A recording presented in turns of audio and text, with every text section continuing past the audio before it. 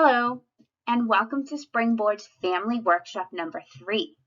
My name is Miss Cullivan. I am a second grade teacher at Cobbett Elementary School, and I have been teaching for 26 years. I am also the program leader for the Springboard program here at Cobbett. If you have any questions or concerns about the Springboard tutoring program or this video you're about to watch, you can reach me by text or calling 781-484-9988.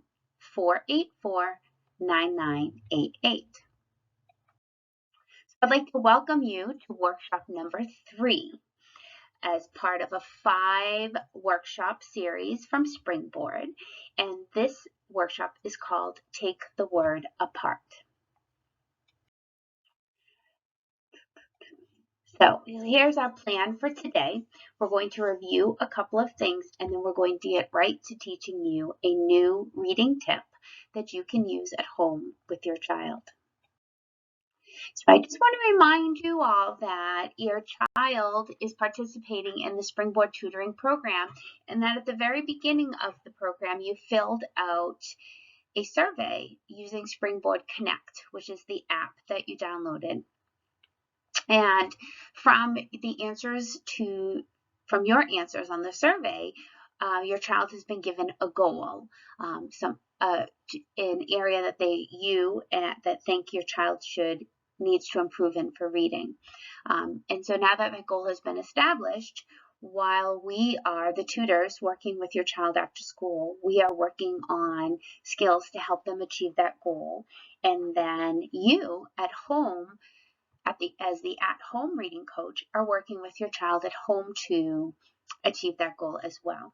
And there are many different strategies and different ways to help your child become a better reader. And that's what we're working on today. I'm going to teach you another strategy for you to use at home. So your child's getting extra help after school from the tutors. They're getting extra help from you at home. And our hope is that that's going to give your child the boost they need to become a better reader. And in hopes that once they become a better reader, that they'll learn to really enjoy and love reading, because that's what we would really like to have, is children who are good, strong readers, but also who enjoy it. So feel free during this video to write down anything that you want to remember, and also write down any questions that you think you might have. So if something pops up and the video doesn't answer it by the end, then you can contact me at the phone number that I gave you at the beginning of the video, or you can contact your child's tutor with your questions, and any one of us will be happy to help you. So the strategy we're going to work on today is called Take the Word Apart. Now, if you remember, in the last workshop, we worked on a strategy called Take a Picture Walk, and that was a strategy that you used before you even started reading. This is actually a strategy that you're going to use during the reading, when you're actually reading the book. So my hope is that you're still going to use that strategy of Take a Picture Walk. And this strategy, Take the Word Apart, is something you're going to use while you're going back to the beginning to read the story. It's during the reading because it's something you can do while your child is reading. You can ask questions to help your child break a word apart into smaller parts to help them read the word on their own. We call that decoding when they read the word. Sometimes children come to big words that they don't recognize, they don't read it, and they tend to skip it and go on. They skip the word. Oh, I don't know that word. Skip it and go on. Well, if you skip too many words, you don't really understand what you're reading. And then all of a sudden they're reading, every other word in a sentence. It doesn't make any sense. Then they're not enjoying it, and then they stop. And also, if they're reading to take a test in school, you don't want them to be skipping words, because then when it comes to answering questions, they're going to end up guessing for the answers. And we want our kids to have the ability to attack a word when they come to a word that they don't know how to read, to have strategies and skills where they can figure that word out instead of just skipping it. And taking the word apart is kind of like you have a toaster and you want to see how the toaster is working. So you take it apart to see how it works on the inside, or how a TV works on the inside. when they take words apart, they break it down into smaller chunks. It makes it easier for them to read it. So what we're going to do is practice that. Sometimes when you break a word apart, you're breaking it down into letters and sounds, and sometimes it can be little chunks of words, okay? And depending upon how old your reader is and how hard the words are will depend upon how you're going to break it up. So we'll talk about that in a minute, okay? It might be sound by sound. It might be a little chunks, okay? Once they break that up into the little chunks, then they can put it back together and see if they can read the whole word, okay? So I'll show it to you so it'll be a little bit easier for you to understand. All right, so remember, asking questions is the most important strategy you can use with your kids no matter what, okay? So even though we're going to help them to break this word apart, you're still going to be asking them questions about how they can break it apart. So a couple of things before I show you a little bit about how to do that is, first of all, you're not going to use this strategy for every single word, okay? You're just going to pick some of the words. And you want to just practice it with them. It is okay sometimes when you get to a word that a child doesn't know to tell them what that word is. You don't want to stop on every single word they don't know, because it's going to be kind of tedious and boring if they're breaking up every single word, and it's going to hurt their comprehension. They're not going to understand what they're reading if they're stopping at every word. I will say that if they are stuck on every word or most of the words, the book is probably too hard for them. So if at that point you see that your child is struggling, it's probably better for you to just read it to them and let them listen to it.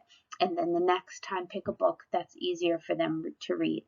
My rule of thumb, and that I teach the children in the classroom, is that if they read a page and there are 5 words on the page that they can't read, that book is probably too hard for them.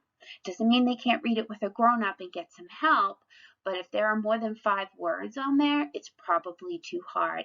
And I would say the same thing, is if there are more than 5 words that you have to stop and sound out with them, it's probably a little too hard for them. So maybe don't stop on all 5. Give them a couple of the words yourself, read them to them, and then just do a few where they sound it out for themselves, okay? The second thing you have to think about is that the word has to be spelled the way the letters sound. So in English, we have lots and lots of words that are spelled not the way they sound. So there are silent letters and missing letters and letters that say weird sounds. Those are not the words you want to use this strategy with. It's not going to make sense to them. It's not a good strategy. Words like that we call sight words. And those are words that they have to know by sight. They see it and they know what that word is. These are, for this strategy today, you want to pick words that can easily be sounded out, that the letters and the sounds of the letters match easily. Okay, so let's look at this word flashlight, because this has an example of the letters that sound right and match, and then there's one of those weird little silent ones that get in there. So you see flashlight is right there, and you have the F and the L and the A. Then we have SH, which is 2 letters that say one sound, shh. So we're going to keep those together, okay? And then you have the L, and then you have IGH, and this is one of those ones where it doesn't make any sense. Why do they put a GH in there to make the I sound? It doesn't make sense. It's very difficult for children. But the beginning part you can see. You can spread this out and say, O, A. You might get to this and say, cover up those other letters and say, what do these 2 letters sound like? And see if your child knows. They say, shh, okay? And then sound out the rest. You might have to tell them, IGH, for some crazy reason, makes the I sound. The G and the H are silent. Why? I don't know why. English is very difficult. It's very tricky. But the more they read, the more they see these words. Now that you've read Flashlight and you've sounded it out with them and you've talked about it, our hope is that next time they see it, they might remember it. Children need to see a word between 5 and 500 times before they get it in their brain and remember it always. Sometimes it takes 1, most of the time it takes 5, which is why we want you reading with your kids. The more they see the words, the more they're going to know them. So I want to give you an example. Here's a story I picked out. It's a regular 2nd grade story. And I found 3 words that if I was reading this with one of my students or my child, these are words I would stop to sound out with. So the story is called Playing Catch. Kate and her brother Jake like to play catch. They play with, boy, that's a big word. And I don't recognize that word. Let's see if we can break it up and sound it out. So you can see over here, I wrote the word. It's the word softballs. And I broke it up so that kids could say s, aw, f. Now you might even just want to ask them, what does this say? S, aw, f. So you broke it up into those little sounds and see if they can blend it together. S, aw, f, soft. Very good. Now we'll do the other one. This says b. And these 3 letters say all. B, alls. And then see if they can tell you what this one says.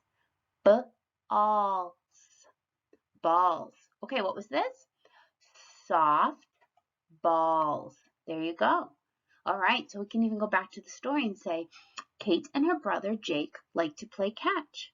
They play with soft balls, footballs, and tennis balls.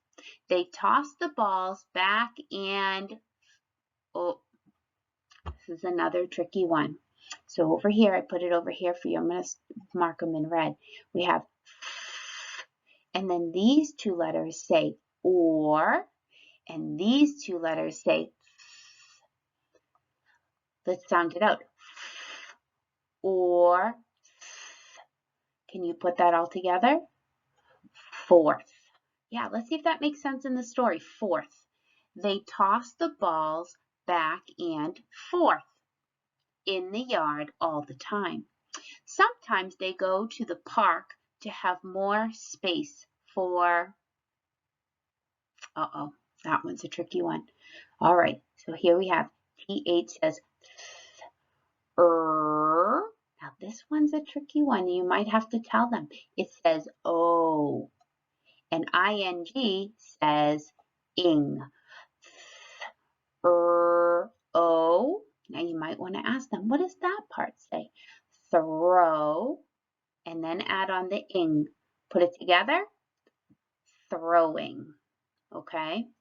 All right. Here's an example over here, the word friend, of what I was telling you before about a sight word. That is not, it has an I in there that is just silent, just a random I in there that is silent, and it doesn't really make any sense why it's there, but it is. That is what we call a sight word, where are hoping that boys and girls will see that word so often that they will recognize it just by sight, just by seeing it and recognize it says friend. It doesn't really follow any spelling rules. Other examples of sight words are like by, at, is. Those do follow the spelling rules, but they're little words and you want the kids to recognize them and read them quickly. In kindergarten, you may remember your child learning the word the as another one of those words that does not follow spelling patterns or spelling rules, but they do need to recognize it and right away and say it's the. Those are called sight words. Sometimes they're called high frequency words, which means that you see them a lot. There's a higher frequency of seeing them in stories. Okay, so just to review our strategies for you is to pick a word with your child that you come to that is hard for them to read. Take it apart sound by sound and then have them put it back together. You could have them write it down if you want, but if you're trying to keep some momentum and some enjoyment to it, you might not want to do the whole pen and pencil thing. You might want to just have them practice blending it back together with you. All right, this is our family workshop number 3, and you're watching this video because for some reason you weren't you weren't able to attend the live version with your child's tutor, which is perfectly fine. But our way of making sure that we know you watched the video is to give you a secret code or password that you can either text to me or send it off to your child's tutor. And once we receive that, we're going to check your child off as attending the workshop, and your child's going to receive a bunch of points on the Connect app. Those points are going to accumulate for your child to win prizes at the end of this tutoring session. So today's secret code is Mom is a really good cook. So you can text that phrase to me with your child's name too, please, or to your child's tutor that maybe says, hey, we watched family workshop number 3 and the secret code is Mom is a really good cook, and we'll give your child the points for attending. Points are very important at Springboard. I'm going to talk about that a little bit at the end, but your child needs to earn 1,200 points in order to win prizes. That is the first level of prizes. The higher level of prizes is 1,600 points, and they will get more prizes. Unfortunately, if they do not reach the 1,200 mark, they don't get any points. They don't get any prizes at all. So it's very important that you're attending these and that you let us know so we can give you your points, as well as logging their practice when they're reading at home, which I'm going to talk to you about in just a moment. This slide gives you some other questions for you to use when you're working with your child. So you can feel free to pause the video, take a picture of these questions, or jot them down on your notebook if you would want, or the video will always be available for you to watch and come back and see at a later time. And finally, this is just a reminder that there are 4 areas that we're trying to work on your child to become a better reader. Today we addressed the figuring out a word, for them to read the words correctly. This was today's strategy to help with that. But other things we want kids to work on is their fluency, which means how fluent and smooth they sound when they read. We tell kids we want them to sound like a storyteller, like they're telling a story, not sound like a robot who reads one word at a time. That's not what we want our readers to sound like. We want them to sound like a storyteller, like they're telling you a story when they're reading. Another part of that is understanding the story. So sometimes boys and girls are very good readers and they sound lovely, but then when you ask them to tell you about the story, they can't really tell you much about what the words they read. So we want them to learn how to comprehend or understand the story. And finally, and most importantly, I think we want them to enjoy and engage in reading. Studies show that children who read do better in school, they do better on standardized tests, they do better in college. So you want your child to become a reader, and you want your child to have a love of reading. And so with these 4 skills all together, we can hopefully develop a skilled reader who enjoys reading and does it well. So just a quick reminder, I've already talked about this a couple of times to you, but Reading Kids A to Z is an app that your child has, and it gives them access to many, many different books. So if you don't have a lot of books at home, or they've read all those books at home and you want to try something new, Kids A to Z has a lot for you to choose from. There's a lot of different levels, so you can get something a little harder or a little bit easier, depending upon where your child is at reading. And please don't forget to track those points. Every day your child reads, if you can hop on that Connect app and put down that how many times for how many minutes they read, they earn points that way. They get points for attending their tutoring sessions. They get points for you attending these but they also get points for practicing reading, which is what we really want them to do, right? Is read. So when they do that, whether they're reading with you or they're reading by themselves, if you can hop on that Connect app and put their points in, they're going to get the points enough to get to the prizes. If you have any trouble with the Connect app, you can text help and they'll give you help in your whatever language, your native language, whether it's English or Spanish, or you can text your child's tutor, and we would be very happy to help you as well. All right. All right. Make a plan to read at home this week for me, please, parents. Find some time every day or a couple of days a week where you can sit with your child and read and talk about their reading. They can read to you while you're cooking dinner, right? Or right before bed. If you have a child who has a trouble settling, I did. I had a child who never wanted to go to sleep, and we read every night, and it just slowed her down enough to make bedtime a little bit easier, and it became a regular routine for her, and she knew that once we finished reading it was time to go to sleep. So I know it's hard with working and all the other stuff we have to handle with, but see if you can find some time this week to plan out a few couple of days that you can read with your kids and talk to them about it. That's it for us today. Thank you again so much for coming.